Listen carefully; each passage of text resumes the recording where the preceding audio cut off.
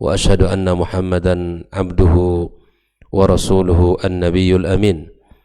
قال تعالى: يا أيها الذين آمنوا اتقوا الله حق تقاته ولا تموتن إلا وأنتم مسلمون. اللهم إنا نسألك علما نافعا ورزقا طيبا وعملا متقبلا. أما بعد، فإن أصدق الحديث كتاب الله، وخير الهدي هدي محمد صلى الله عليه وسلم، وشر الأمور محدثاتها، وكل محدثات في الدين بدعة، وكل بدعة ضلالة. Ikhwani wa akhwati fi din, kaum muslimin dan muslimat, al-musyahidin wal musyahidat, saudara-saudari para pendengar Radio Rabbani dan KMTV dimanapun berada, alhamdulillah kita bersyukur kepada Allah Subhanahu wa ta'ala. Kembali dengan izin dan rahmat Allah, pagi ini kita diberikan kemudahan untuk bisa membuka hari kita dengan satu kebaikan dan amal yang saleh, yaitu ibadah salat subuh berjamaah. Mudah-mudahan Allah Subhanahu wa ta'ala menerima ibadah kita dan seluruh kebaikan-kebaikan kita. Kemudian ucapan salat dan salam untuk Nabi kita yang mulia sallallahu alaihi wasallam, untuk keluarga beliau, anak keturunannya, kemudian seluruh para sahabat yang telah berjuang bersamanya tanpa terkecuali, dan kepada siapapun dari umatnya yang mengikutinya dengan cara yang benar sampai hari kiamat kelak. Kembali kita melanjutkan pembahasan tentang kitab Al-Mulakhas fi Syarh Kitab Tauhid. Pagi ini kita akan melanjutkan dalam pembahasan babun ma jaa fi ruqa wa tamaim, bab yang datang menjelaskan tentang ruqyah atau jampi-jampi dan ajimat.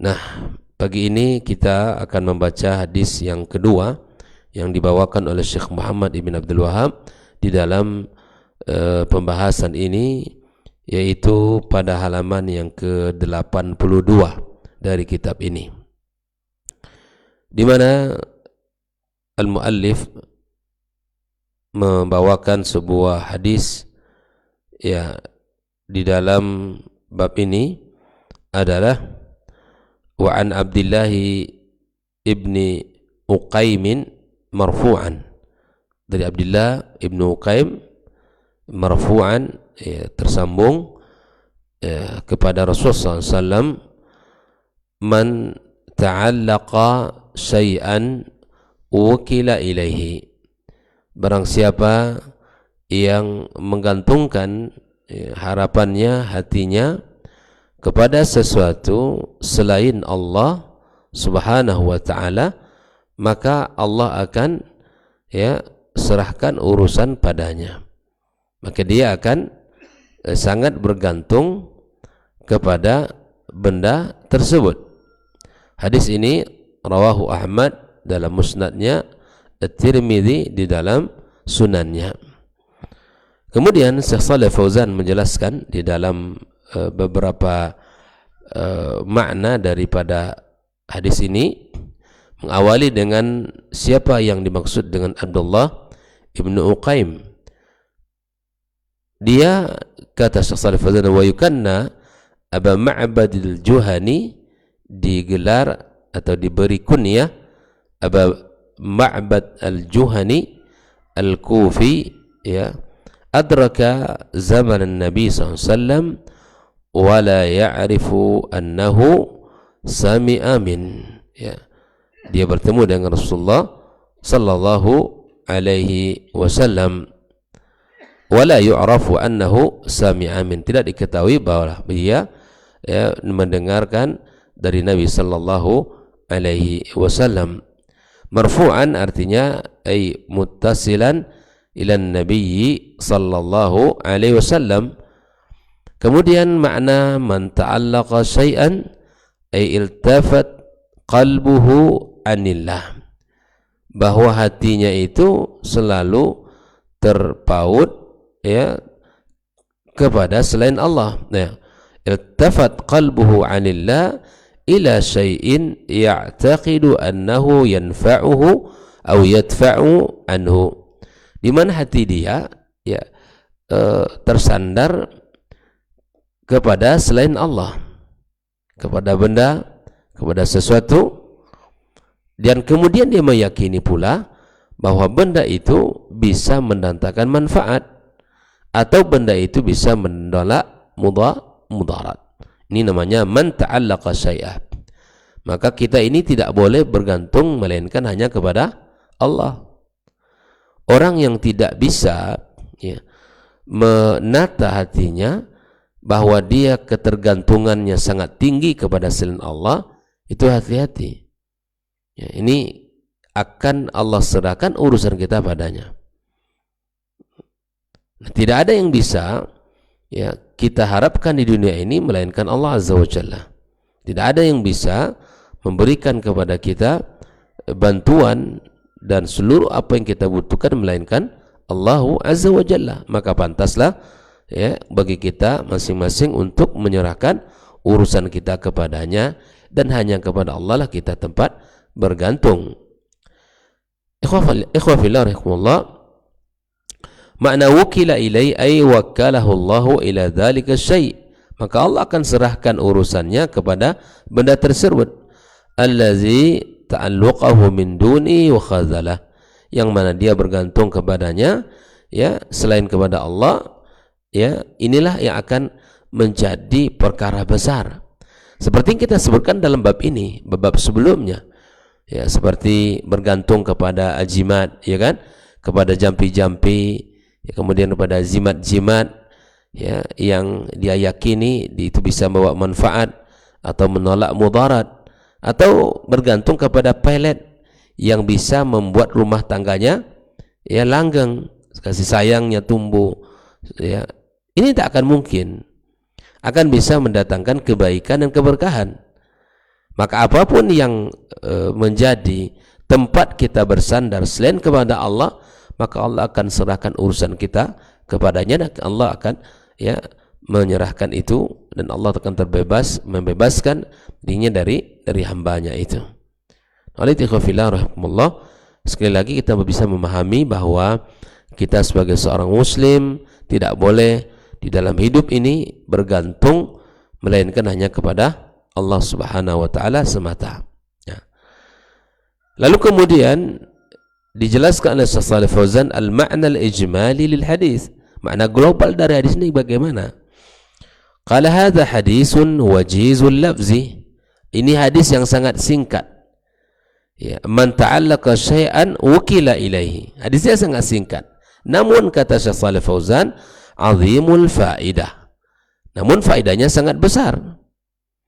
Dan Nabi sallallahu alaihi wasallam memiliki satu keistimewaan disebut dengan jawami'ul kalim. Jawami' al-kalim. Ungkapan yang padat ya, memiliki makna yang dalam. Di mana hadis ini sangat singkat tetapi faedahnya sangat besar. Yukhbiru fihi Nabi sallallahu alaihi wasallam anna maltafata biqalbihi aw fi'lihi aw bihima jami'an ila syai'in yarju minhu an-naf' aw daf'a ad-durr wakalahu Allah ila dzalika syai'il ladzi ta'alluqahu. Ya.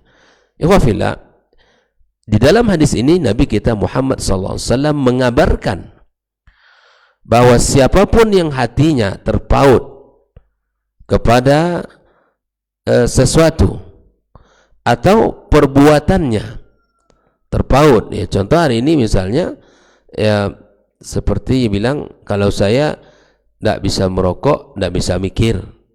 Kalau saya nggak merokok, nggak bisa kerja, nggak bisa konsentrasi. Ini adalah ketergantungan hati kepada selain Allah ini. Kok bisa ungkapan ini keluar? Gitu. Saya nggak bisa bekerja kalau nggak rokok. Atau saya nggak bisa konsentrasi kalau nggak minum kopi, dan seterusnya.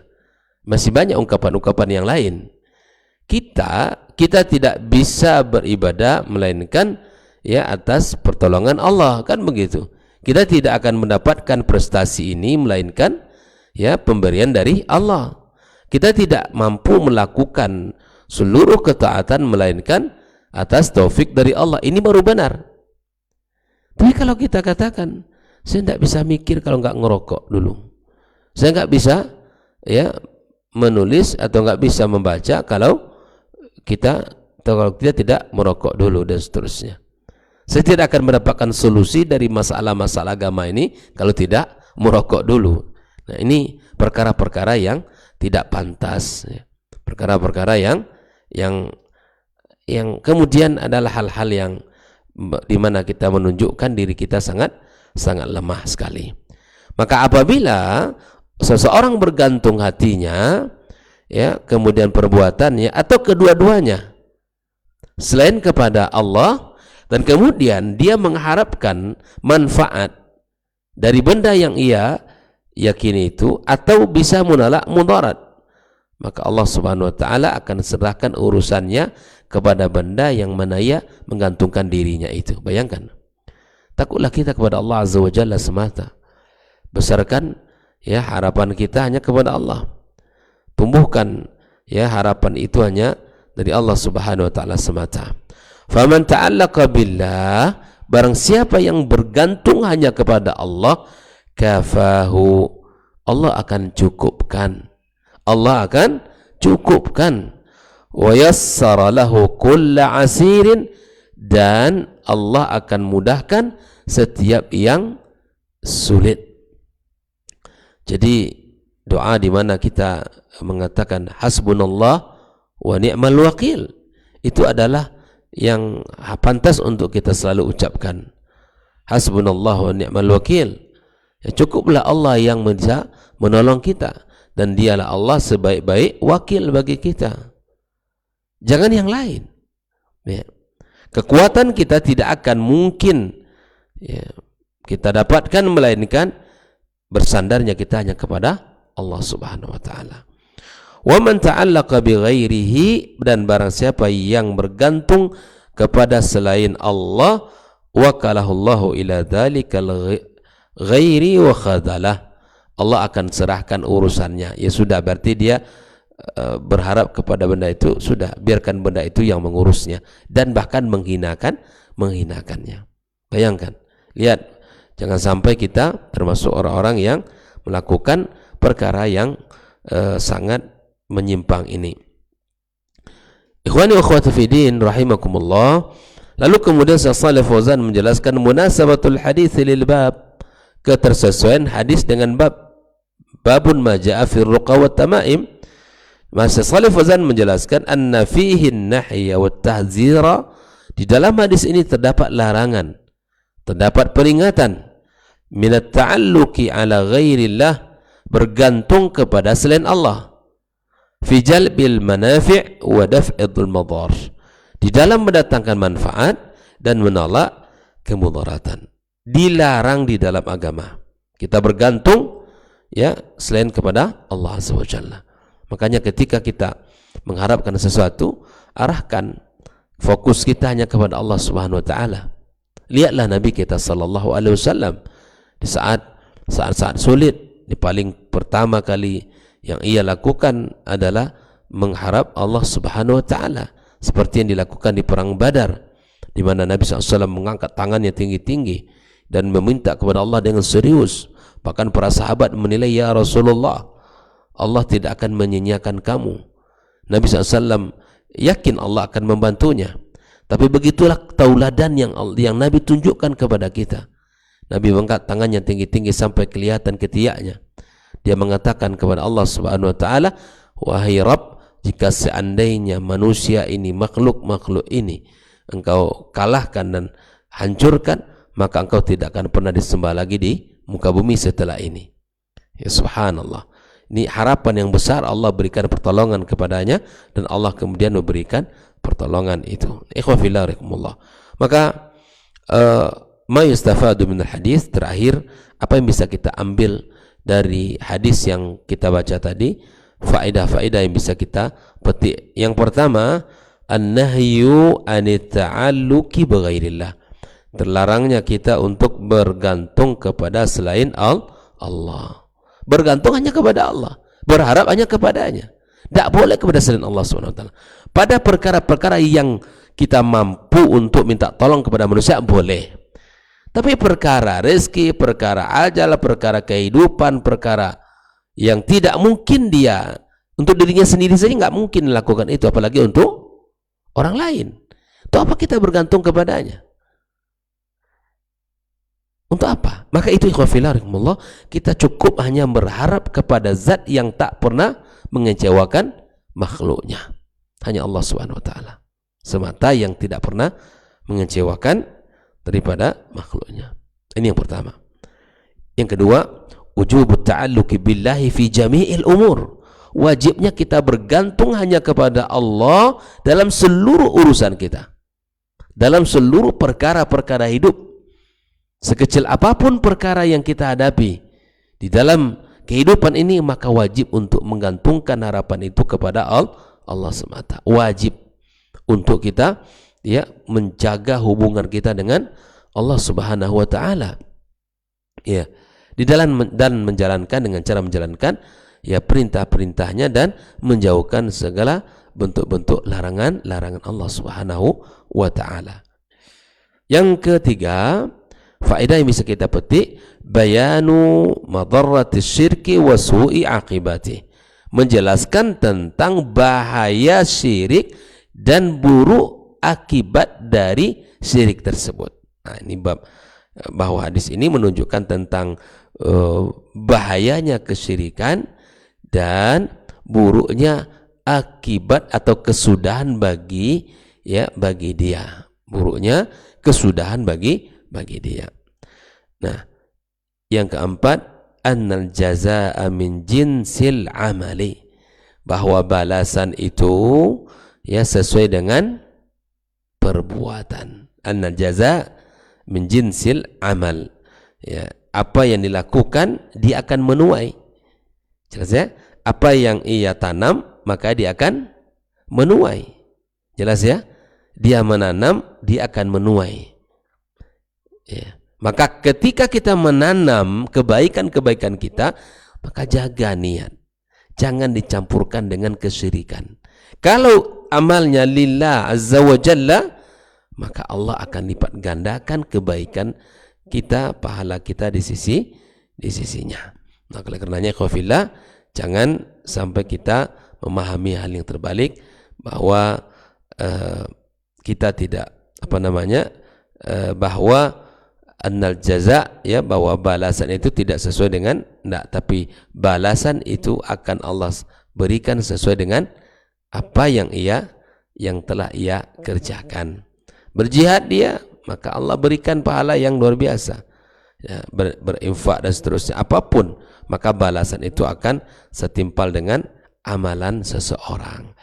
Yang kelima dan terakhir, anna natijatal amali tarji'u ilal amil khairan aw syarran, bahwa hasil daripada sebuah perbuatan itu kembali kepada yang mengamalkan, khairan aw syarran. Contohnya apa? Kalau yang dikerjakannya baik, salat, puasa, sedekah, wakaf, infak, dan seterusnya, maka ketaatan itu akan kembali kepada siapa? Kepada diri dia. Kalau kebaikan yang dikerjakan, kembali kebaikan itu. Tapi keburukan yang dikerjakan, maka akan kembali keburukan itu padanya. Bisa jadi ancaman dan seterusnya. Keburukan yang sangat banyak. Maka ikhwafillah, hasil daripada amal itu akan sangat bergantung kepada al-amil, khairan aw syarran, baik atau buruk. Maka itu ikhwafillah, kita senantiasa berusaha dan meminta kepada Allah SWT agar kita termasuk orang-orang yang dikawal hari-hari kita. Jangan sampai kita bergantung selain kepada Allah SWT, dan wajib hanya bergantung kepada Allah semata. Dan yang ketiga, menjelaskan tentang bahaya syirik dan akibat atau buruk akibat daripada apa yang dilakukan ini. Dan kemudian yang keempat adalah bahwa balasan itu sesuai dengan amalnya. Dan kemudian bahwa hasil daripada amal itu, maka kembali kepada yang melakukannya. Manfaat itu akan datang balik kepada kita. Kalau kebaikan di dunia dan di akhirat pasti akan kita dapatkan. Kalau kejahatan juga demikian. Bahkan Allah dahulukan ya cobaan dan ujiannya di dunia ini dan kemudian Allah berikan kepadanya bagian di akhirat. Ikhwafillah. Dan inilah hadis yang luar biasa. Man ta'allaqa syai'an wukila ilai, mesti kita pahami di sini. Dan saya rasa belum banyak orang yang bisa membaca atau mungkin pernah membahas hadis yang satu ini. Man ta'allaqa syai'an wukila ilai, yang bergantung kepada selain Allah, hatinya itu terpaut kepada Allah, maka kemudian Allah akan serahkan urusan itu kepadanya. Nah, oleh karena ikhwafillah, agar urusan kita diurus oleh Allah, agar kehidupan kita ini teratur, agar semua apa yang kita inginkan Allah izinkan untuk mendapatkannya, dan agar kehidupan kita ini menjadi sebuah kehidupan yang harmonis, dan semua apa yang kita lakukan itu adalah sesuatu yang hanya untuk Allah Subhanahu wa taala. Apapun dalam rumah tangga, dalam kehidupan pekerjaan, dan semuanya tidak boleh bergantung kepada selain Allah Subhanahu wa taala. Apapun, jangan sampai kita ini menjadi orang-orang yang lemah. Ini orang lemah yang melakukan ini. Orang yang lemah yang melakukan yang seperti ini. Dia tidak tahu. Banyak orang barangkali ingin mencari tempat bersandar, tapi dia tidak mendapatkannya. Ya. Maka oleh karena itu, tunjukkan, ajarkan kepada siapapun yang ingin mendapatkan pertolongan dari Allah Subhanahu wa taala, maka gantungkan harapan kita hanya kepada Allah semata. Oleh karena itu, ikhwafillah, sekali lagi mari kita bersama-sama menjaga diri kita dan keluarga kita, dan menjaga harapan kita hanya kepada Allah Subhanahu wa taala semata. Jangan kita menjadi orang-orang yang mudah-mudah untuk kemudian melakukan hal yang seperti ini. Wallahu taala alam bissawab. Sekali lagi, ini adalah hadis yang marfu, dan kemudian bisa kita ambil faedah-faedahnya daripada pembahasan hadis ini. Wallahu ta'ala alam, wa sallallahu ala nabiyyina Muhammadin wa ala alihi wa sahbihi ajma'in, wa subhanakallahumma bihamdik, asyhadu an la ilaha illa anta astaghfiruka wa atubu ilaik. Wassalamu alaikum warahmatullahi wabarakatuh.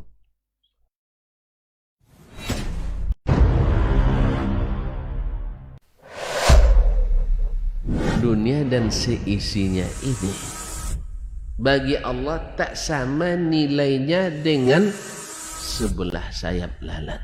Barang siapa yang beramal untuk akhiratnya, Allah akan cukupkan baginya urusan dunia. Sayati zamanun 'alan nasi as-sabiru fihim qalqabit al-jamarah. Akan ada satu masa di akhir zaman yang berpegang teguh dengan agamanya seperti orang yang sedang memegang bara